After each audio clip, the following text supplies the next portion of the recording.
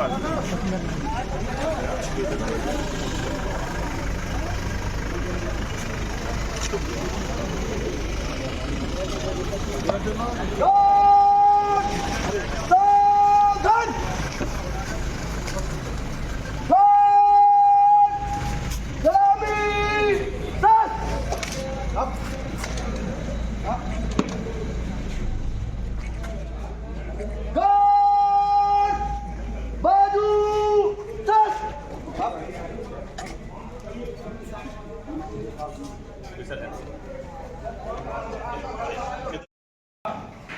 पुरातत्व विभाग से भी लिखवा लिया तो उन्होंने लिख दे दिया ये पुरातत्व विभाग की संपत्ति नहीं है, ये राज्य सरकार की संपत्ति है।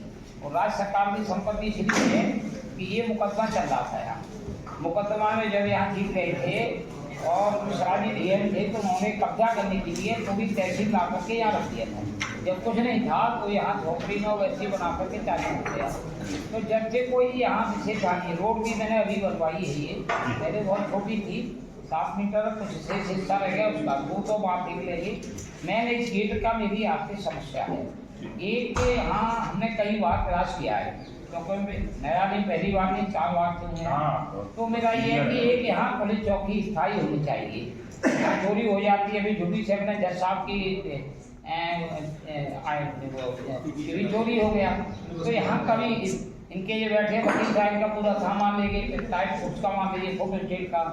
हम चाहते हैं इसमें चौकी आपके सारे ऑफिस है, वन विभाग यहाँ है, स्वास्थ्य का यहाँ है, जुडिशल का यहाँ है, स्टाम्प का रेवन्यू का यहाँ है, और आपके मान लो कस्तूरबा गांधी यहाँ बच्चियाँ पढ़ती हैं, पूरा डिपार्टमेंट तहसील का यहाँ है केवल। तो इसलिए मैं चाहते हैं, हमने कई बार परिषद से भी कहा कि यहाँ एक तहसील स्थायी है, जमीन है तो हम लोग चाहते हैं कि आप के द्वारा रिकमेंडेशन हो जाएगा तो ये 2 काम हो सकते हैं, तहसील में चौकी का और एक ये गेट बन जाए। नहीं कभी गिर गया तो घटना हो जाएगी साहब। इसलिए मेरा मैंने डीएम में लिख के भी दिया, हमने रिपोर्ट मंगा ली।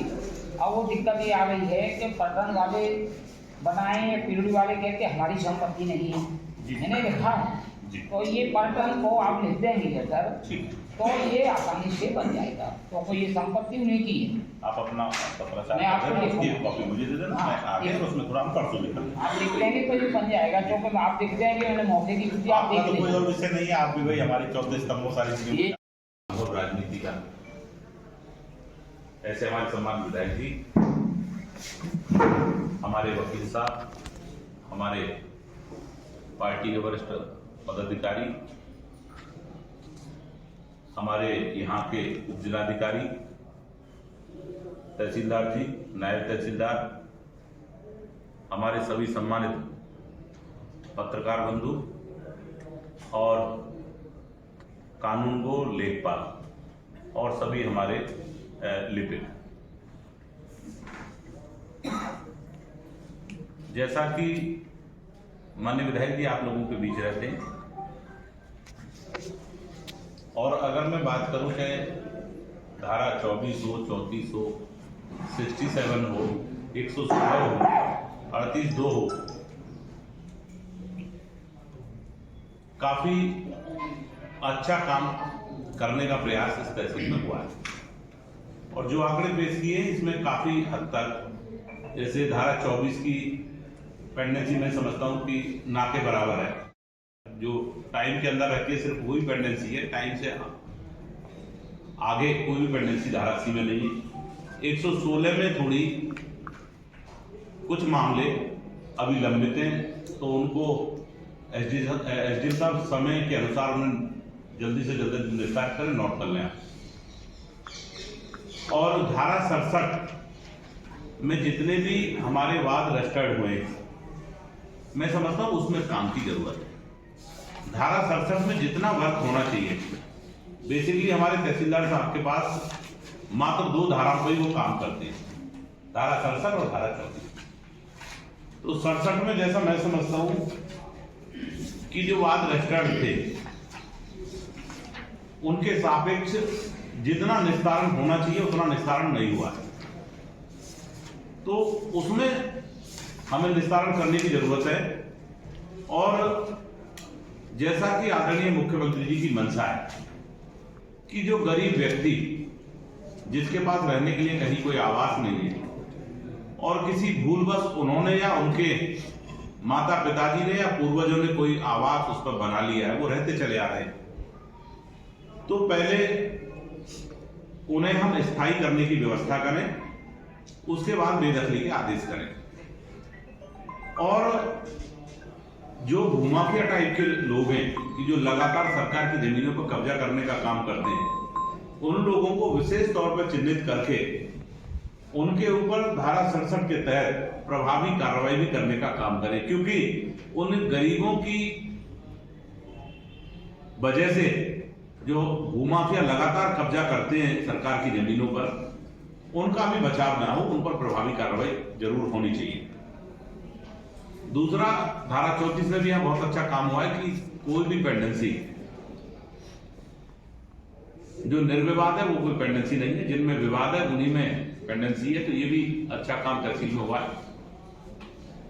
दूसरा, देखिए इसमें कोई दो राय नहीं, किसी विभाग को आगे बढ़ाने में महत्वपूर्ण भूमिका सरकार के साथ साथ उस विभाग के कर्मचारी और अधिकारियों की होती है। क्योंकि देखिए, मान लो शासन भी आपको कोई निर्देश जारी कर दे कि यह काम करना है, तो उसे करेंगे कौन? आप ही करेंगे।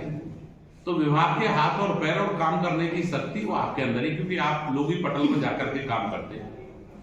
तो निश्चित इसमें कोई दो राय नहीं। अगर पूर्व की तुलना करें तो राजस्व विभाग के अंदर काफी सुधार हुआ, और जब से माननीय मुख्यमंत्री जी ने समीक्षा की है, निश्चित बहुत अच्छी प्रगति, क्योंकि जैसे हम देख रहे थे धारा 24 हो, 67 हो, 34 हो, 116 हो, 80 हो, काफी अच्छा सभी धाराओं पर काम हुआ है, समाधान हुआ है। तो शासन और प्रशासन एक दूसरे के पूरक है, हम दोनों को मिलकर के अच्छा काम करना है और जो आपके तहसील क्षेत्र की जनता है उसे संतुष्टि का भाव हुई। और देखिए, मैं समझता हूं बहुत सारी समस्याएं तो हमारी जनता जनार्दन की तभी समाप्त हो जाती है जब हमारे अधिकारी बैठ करके उनकी समस्या को सुन लें और मौके पर जाकर के हमारे कानूनगो या हमारे लेखपाल जाकर के उनकी पीड़ा को सुन लें और समाधान कराने का प्रयास करें। मैं कहता हूं 50% व्यक्ति वहीं संतुष्ट हो जाते हैं। कुछ चीजें ऐसी व्यवहारिक कि जो मौके पर जाके सुलझ जाती है। तो मेरा इतना ही कहना है कि काफी अच्छा वर्क हुआ है, पर हमें इसे संतुष्ट होने की जरूरत नहीं है, हमें और इसमें करने की जरूरत है। सशर्त पे हम थोड़ा अच्छा काम करें। 116 में जितना बंटवारा होना चाहिए, थोड़ी उसमें शॉर्टेज है, उसको भी हम पूरा करने का काम करें। बाकी जो दो प्रमुख समस्याएं आदरणीय विधायक जी ने बताई, बहुत से वरिष्ठ विधायक हैं हमारे। एक तो कोई जो गेट का विषय बताया, निश्चित ही उसको दिखवा करके कि किस विभाग का, जैसे पुरातत्व विभाग का आप बता रहे, हमने लिख के दे दिया उन्होंने, नहीं है। तो जो भी शासन के द्वारा संभव मदद होगी वो की जाएगी। दूसरा, हमारे उप जिलाधिकारी और तहसीलदार साहब के आवास की बात आई है, तो निश्चित ही यहां से प्रस्ताव बनकर के शासन के लिए चला जाएगा। हम लोग उसे जल्द से जल्द आवास की व्यवस्था कराने का काम करेंगे। और मैं आदरणीय विधायक जी को भी, अपने हमारे उप जिलाधिकारी, हमारे तहसीलदार, हमारे नायब तहसीलदार, सभी कर्मचारी अधिकारियों का, क्योंकि सबकी आपकी भूमिका है, मैं सबका धन्यवाद देते हुए, और हमारे पत्रकार साथी भी यहाँ बैठे उनका भी, क्योंकि इस बात को आगे तक बढ़ाने का काम तो आप भी करते, तो आपका भी विशेष योगदान रहता है।